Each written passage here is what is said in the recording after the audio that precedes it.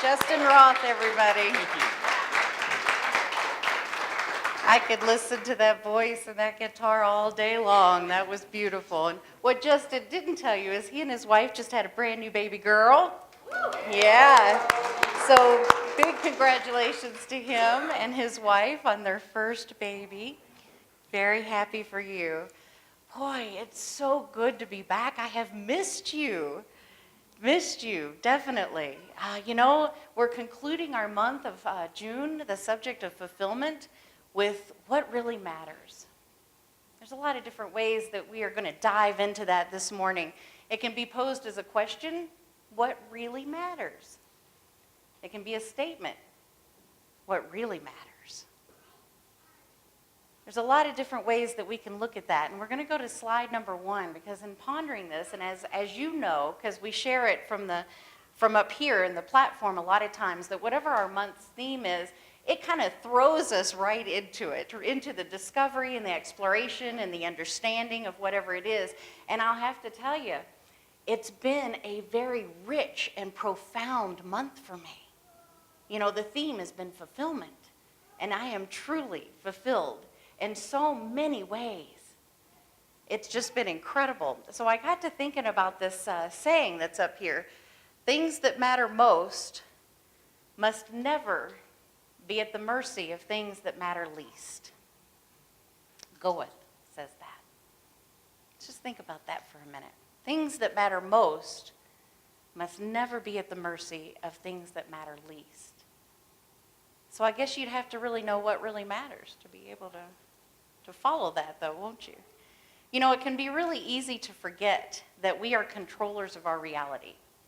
The day in, day out grind, the things that catch our attention that usually are what matters least, can pull us out of this understanding and knowledge and awareness that we really are the controllers of our reality. It's not made up of outside influences. It's not made up of all of those things that come at us and that we see in the physical world. It actually consists of our thoughts and our beliefs and our mindset. Holy cow. I know we come here every Sunday and we hear about that and we study and explore it to greater depths in our classes and in our workshops. I know that we do that, yet do you really recognize and realize that that's really what creates our reality, our beliefs, our mindset? And so Joe Dispenza was at Mile High Friday and Saturday, and a few of our folks here went out to see him, and I'm sure he knocked everybody's socks off. I know Paige said she did wear socks on purpose for that reason. So I'm going to quote Joe because I just love what he says here. I love it. If an atom is 99.9999999% energy and only 0.01, less than 0.01 matter, then we are nothing more than we are something, right? Think about that. So why do we apply so much of our attention to the physical world when we are so much more than that? Golly, it amazes me when I think about that. Let's go to slide number 2. So that leads me to share with you this morning, the light at the end of the tunnel is not an illusion. The tunnel is. Absolutely. The tunnel is the illusion, the physical. And we spend so much time and energy and effort and consciousness and point of reflection on that matter. Let's switch it all around this morning, shall we? Because I know that by learning about our deeper states of consciousness that we can open our subconscious mind and we create our reality at will with direct precision. What about that? Think about that for a second. To create our reality at will with direct precision. As if we were measuring it with a measurement device that could bring it to an actual precise reality of that is mirroring and outpicturing our beliefs and our mindset, our attitude and our actions. So I think it's important to understand how our brain contributes to this whole state of mind. I think that's really important, and we're going to kind of dive into that this morning. While most of us focus on looking at our emotions in an attempt to become happier or more spiritual or more fulfilled or whatever it is that we're attempting to become in this moment, our brain waves and our subconscious mind also plays a huge key part in our quest for fulfillment. Did you all know that? I mean, I knew you knew it, but did you know it? How much of that do we really know? I think a big portion of stepping into a greater understanding and realization of that is becoming educated in that realm, which I'm going to kind of bring to the forefront this morning. Understanding that we have different brainwave frequencies. Did you know that? There's actually 5: beta, alpha, theta, delta, and gamma. Did you guys know that? I think it's really cool. I mean, when was the last time you thought about that, right? And each frequency is measured in cycles per second, and it has its own set of characteristics representing a specific level of brain activity to a unique state of consciousness.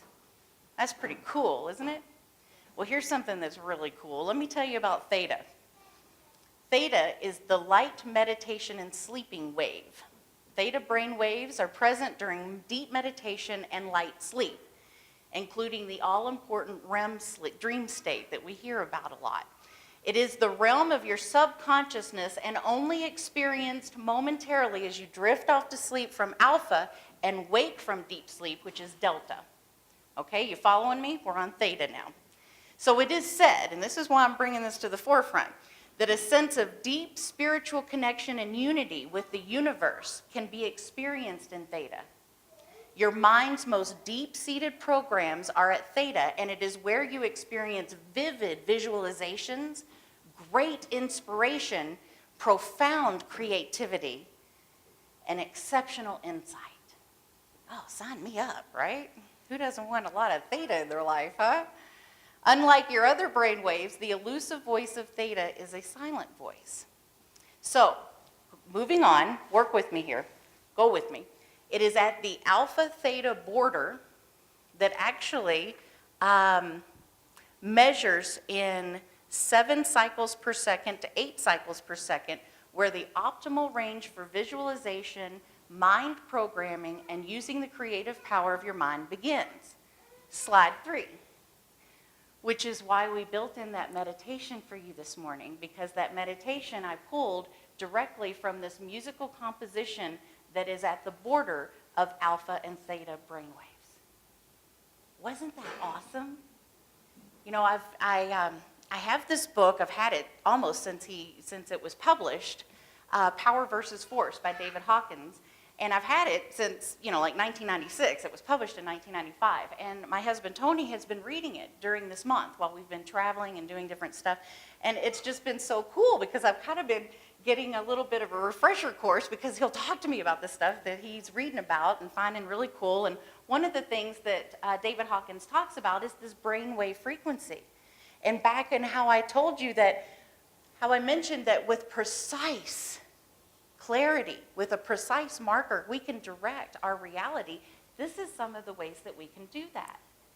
So Tony's been listening on his earbuds, like at work, because you can listen to theta brainwaves kind of low while you're doing your thing and all that. And I've been listening to them all month long while I've been creating inspirational pieces and things like that. And it's really awesome. It's like I feel like there's this whole support structure of vibrational elements taking place. It's really cool.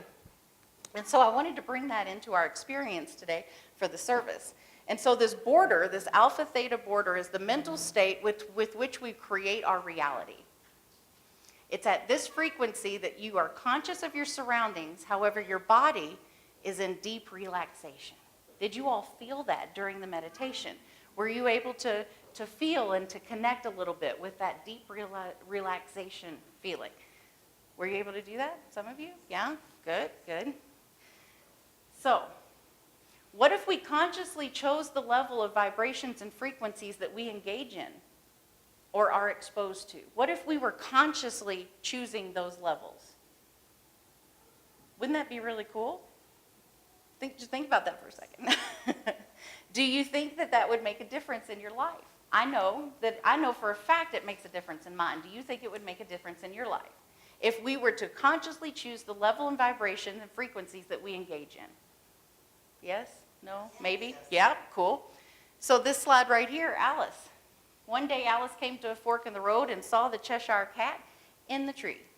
Which road do I take? She asked. Where do you want to go? Was his reply. I don't know, Alice answered. Well then, said the cat, it doesn't matter.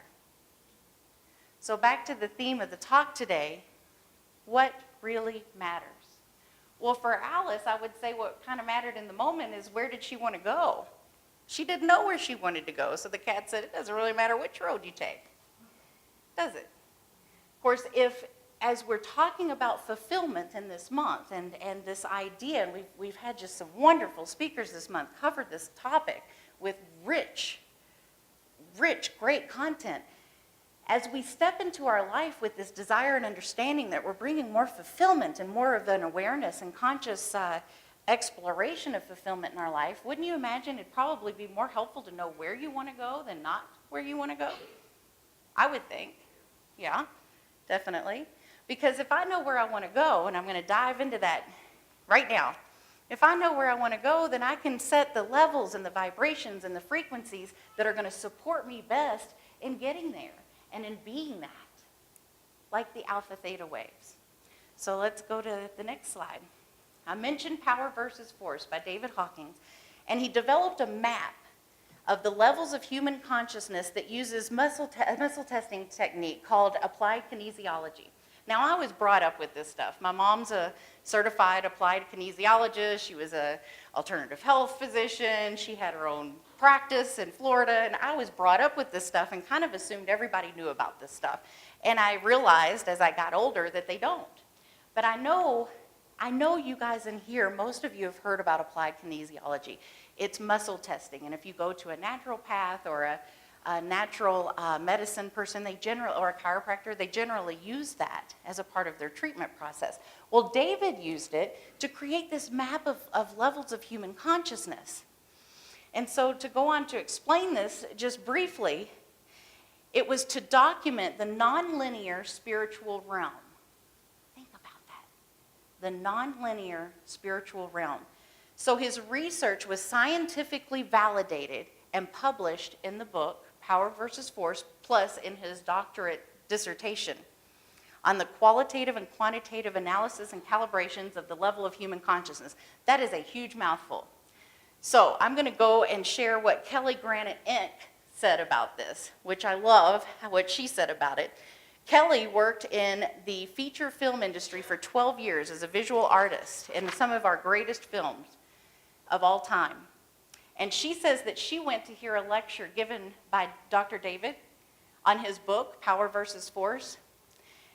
And she said that the doc said, standing in holy sites raises your level of consciousness. So we're talking about this idea of vibrations and how the mind goes on levels of frequencies, right? And there's all this stuff going on that we can't see. It's a part of the unseen. But he says that if you go stand in holy sites, that it raises your level of consciousness. She said his magnetic charm and intoxicating laughter made me want whatever he had. So she sold everything that she owned, bought a backpack, and set out to stand in holy sites all around the world. And she wrote a book about it, and it's really cool, and I highly recommend it. It's called From Hollywood to God. So check that out. So I liked her description. To me, it was something that I could really wrap my head around. She's like, well, I wanted whatever he had because he was so full of magnetic charm and intoxicating laughter. There's got to be something to that. So we're going to dive into these and just dive into them briefly. Each level of consciousness coincides with the determinable, I'm apparently not able to speak at the moment, human behaviors and perceptions about life. Each level represents a corresponding attractor field of varying strength that exists beyond our three-dimensional reality. So you can see there, it starts down here at the bottom, the very first level. He was able to calibrate to shame. it's at the level of 20, which is the lowest that he could go. And the emotion on that is humiliation. The process is elimination. And the life view is that I am miserable. So anytime you've ever gone into that area or that state of awareness and you feel miserable, this is the frequency, this is the vibration, this is the level of consciousness that you're vibrating at that moment. Now, the really good news is we go up and down this chart all day long. So that, to me, is really good news. We don't stay in one place. But whatever our average is what we're calibrated at in our life. And I'm going to tell you some more good news in just a minute. But go with me on this. So I told you what each level represented. So there's a critical point within each one of the levels of consciousness from which its field gravitates. The numbers on the scale represent logarithmic calibrations, which means its measured vibratory frequencies is on a scale which increases to the 10th power. That's all that means. Of the levels of human consciousness and its corresponding level of reality. The numbers themselves are arbitrary, he says. The significance lies in the relationship of one number to another. Okay? So that was kind of important to bring that in as we go through the rest of this morning. So each level will affect you depending on what level you are at. So what do I really mean by that? I'm going to share with you. Let's say that you're at the state of fear, 100. So the state of fear might look quite undesirable if you are at the level of desire, which is 125. However, if you are at the state of guilt, which is 30, being around people at the state of fear, which is 100, is actually beneficial for you. You follow me? If you are looking to elevate yourself to the next higher level. So it is generally more effective when you're around people at a higher consciousness level than you are, so that you can elevate yourself up to the next level, if of course that's your desire in the moment. Since it's easier for your energy levels to reach resonance with others, that's why it's important to be around those people. So when the people are too distant from you in their energies, it may result in detachment and alienation instead. So he's basically saying, if you were at guilt, hang out with those that are in fear, because if you tried to hang out with the people in peace, you're probably going to feel a little alienated, because that's just a really big, long gap there, is what he's saying. That's basically what he's saying there. On the same note, he says, when you elevate yourself to a higher level, it becomes obvious that the lower levels are more limiting. Now, I would agree with that. Would you agree with that? I mean, that makes sense to me. So, he's saying, for example, if you are at the level of pride, you will see how levels of shame, guilt, apathy, grief, fear, desire, and anger bind people, and they bind them and they put them down. They feel heavy. You feel like you're down. So if you're at a level of acceptance, you will realize how being at levels of pride, courage, neutrality, and willingness restrain others. So Dr. Hawkins points out that the two greatest spiritual growth milestones, now in the past they've been called barriers, and I like to reframe that to milestones, because to me they're milestones, they're not barriers, is level 200 and 500. 200 is the level of courage, and it represents a profound shift from destructive and harmful behavior to life-promoting lifestyles. And that is, in essence, the title of his book, Power versus Force. He says pretty much anything above 200, you're stepping into power. Anything below 200, you're in force. Does that make sense? You're starting to tie all this stuff together? The next greatest milestone is 500, love. Love in this context is a way of being in the world. According to Dr. Hawkins, the reason the level of love is so difficult to achieve is because our ego is so rooted in the physical domain as opposed to the spiritual domain. What I said about what Joe said. If an atom is 99.99999% empty and less than 0.01% is matter, then why do we go around caring so much about matter? So Dr. Hawkins is kind of saying it's all about our ego. And I know the ego takes a bad rap, so we're not going to pick on it too much. But let's just know that he says it's because the ego is rooted in the physical domain as opposed to the spiritual domain. So the 400s represent the level of reason guided by the linear, mechanistic world of form. He's talking about science, advancements in medicine, that kind of thing. And he goes on to say, interestingly, the top echelon of intellectual genius, including Einstein, including Freud, including Newton and Aristotle, all calibrated to around 499. So he's saying that there's still this area of matter. When you're still working in an area of matter, you're going to be below that 500 line, below that love line where you move into the spiritual. I thought that was pretty amazing that those folks calibrated to 499. So, it denotes the shift. That area denotes the shift. I believe that having this map of consciousness, it empowers us to know where we stand in our current state of growth and where we desire to be. It kind of gives me a little bit of a roadmap. Just a little bit of roadmap. And just for your interesting food for thought, when Hawkins wrote this book in 1995, he calibrated the collective consciousness of the world to be at courage right around 207. As humanity's consciousness is shown to increase only about 5 points every century, 207 is very likely still the figure for today, is what I found. So as I mentioned, for me, it's kind of a map. It's a map of consciousness, very helpful in identifying where I currently am in my pursuits of growth and enlightenment and therefore fulfillment, to be in love, to be in that space of spiritual consciousness and awareness and recognition. I can become more conscious of my reactions towards life events and what they represent when I look at this chart. I can kind of understand the level of where I want to be and what I need to do to up my consciousness. How many in here want to up their consciousness?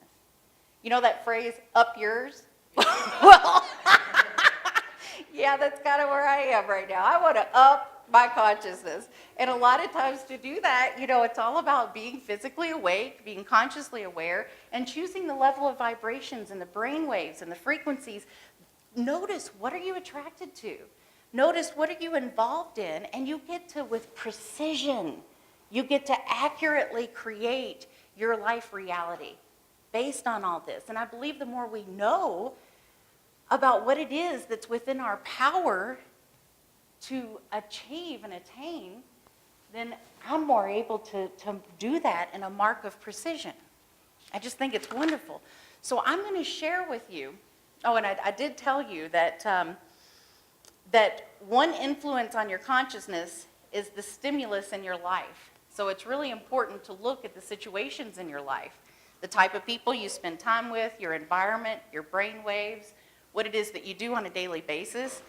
Best way to get yourself out of a grind is change it up. David Hawkins was huge about that. Joe Dispenza is huge about that. Change it up.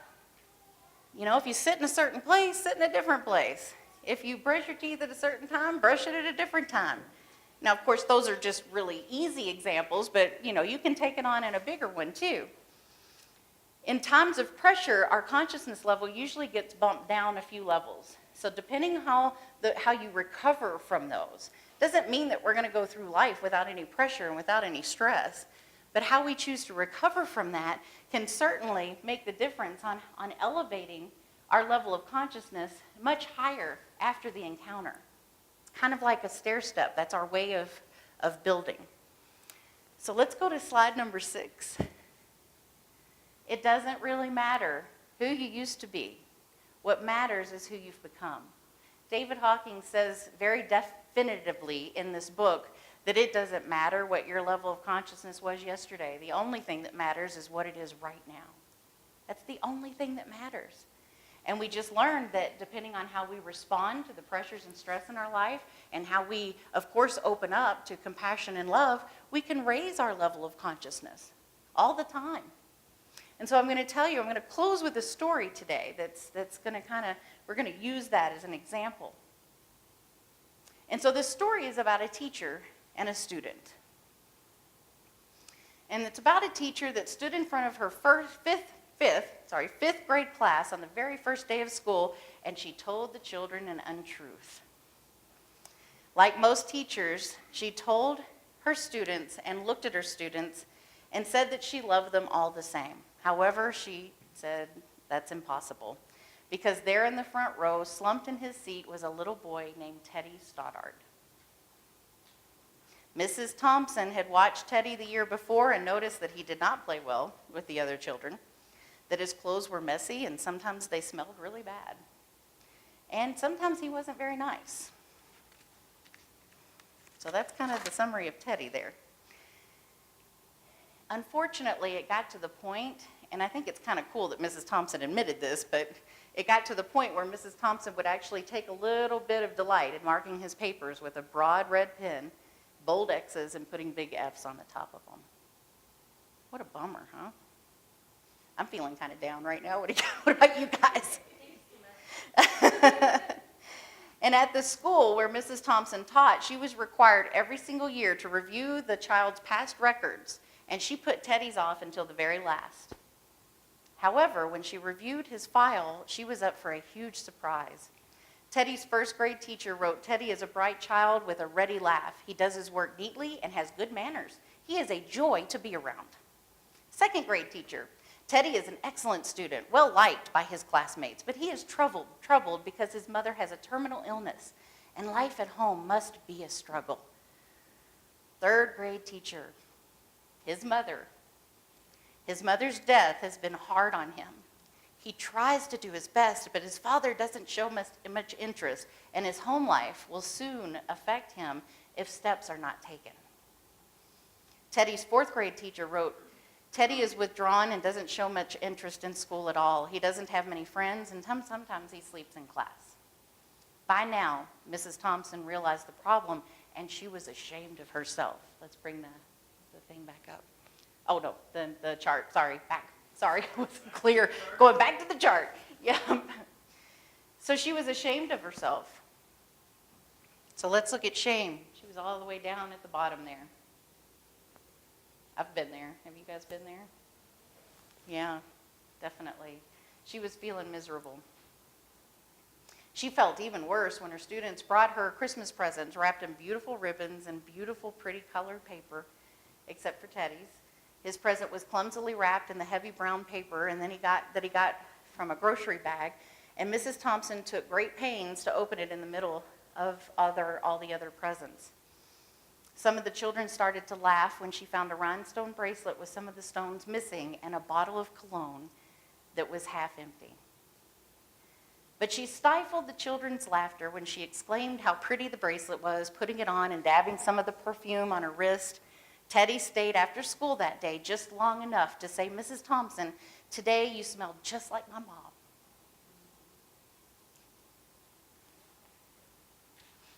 After the children left, she cried for at least an hour. So on that very day, look at the chart, she quit teaching reading, writing, and arithmetic. Instead, she began to teach children. Mrs. Thompson paid particular attention to Teddy. As she worked with him, his mind seemed to come alive. The more she encouraged him, the faster he responded. And by the end of the year, Teddy became one of the smartest children in the class. And despite her lie that she would love all the children the same, Teddy became one of her favorites. A year later, she found a note under her door, Teddy, telling her that she was the best teacher he had had in his whole life. 6 years went by, and she got another note from Teddy that he had finished high school, third in his class, and she was still the best teacher he had ever had in his entire life.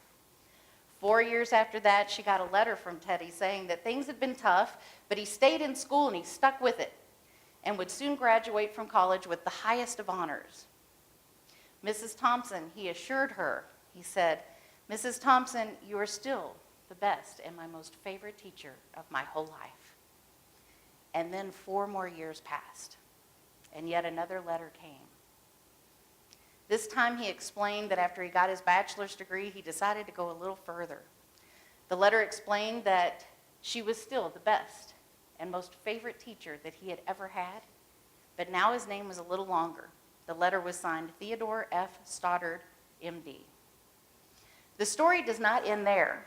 You see, there was yet another letter that spring, and Teddy said that he had met this girl and he was going to be married. And he explained that his father had died a couple of years ago and wanted to know if Mrs. Thompson would walk him down the aisle because she was the best teacher he had ever had. And of course, Mrs. Thompson did.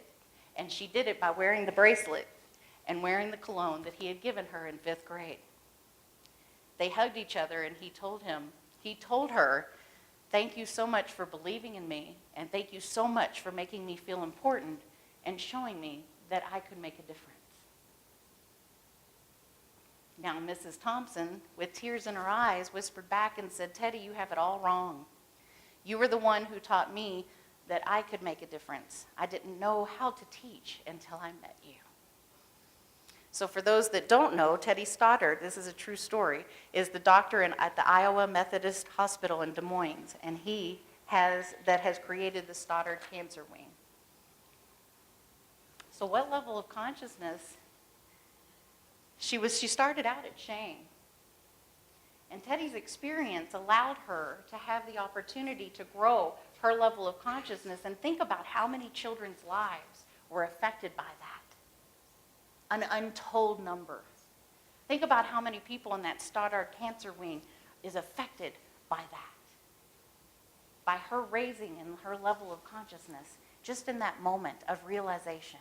That's what we're talking about here this morning, folks. That's what I would consider fulfillment. So what level of consciousness are you at right now?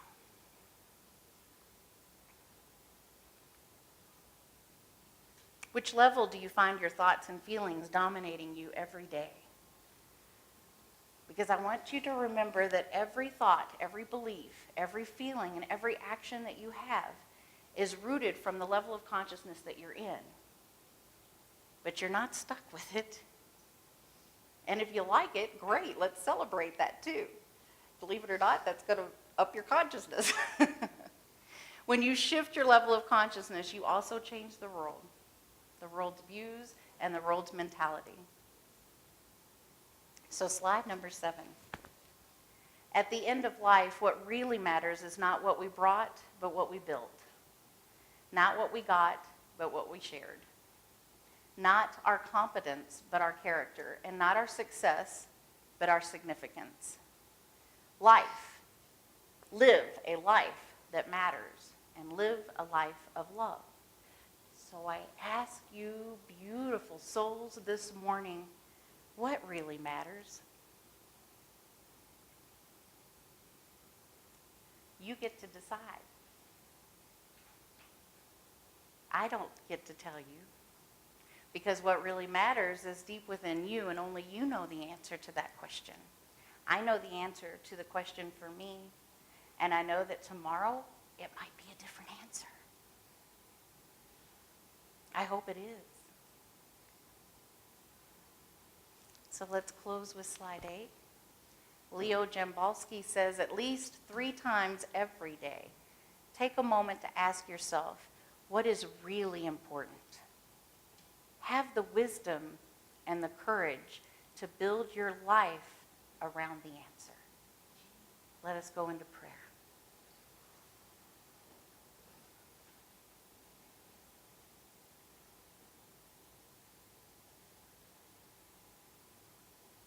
As we breathe in the awareness and the knowing and the feeling of what really matters to us in this moment, we recognize and realize that we are completely connected, that there is only one divine energy called love that's operating through each one of us, and it is our incredible privilege, our incredible honor, and a sacred choice to make of what really truly matters in our life in this moment, and then we get to shine from it, we get to act from it. We get to go forth. We get to be consciously aware of the level of vibration that we are operating from. And we get to be consciously aware of that which we are engaging in and that which we are drawn to. We get to direct with precise accuracy our reality. And we know that we are fully supported. And there is an infinite amount of ideas and expressions and love and support and connectivity, of wisdom, of frequencies, of brainwaves. We know that it's all here to support us in this journey that we call life. And this idea of fulfillment starts right now, right here. We know that we are completely and totally fulfilled in this moment at the level of consciousness that we claim to be ours right now, and know that we are not bound by that. That we get to choose what really matters right now. I am so grateful for the privilege of knowing this and of living my life from it. I am so grateful for the technicolor that has been open to me in the last few weeks as I move more fully into this practice of choosing the frequencies and the vibrations that I want to participate in. Let us go forth from this day, and as the quote said, let us ask ourselves at least 3 times a day, what's important here? What really matters to me? And then allow our lives to be guided and directed by that. We know this to be the truth, and we allow it to be as together we proclaim, and so it is.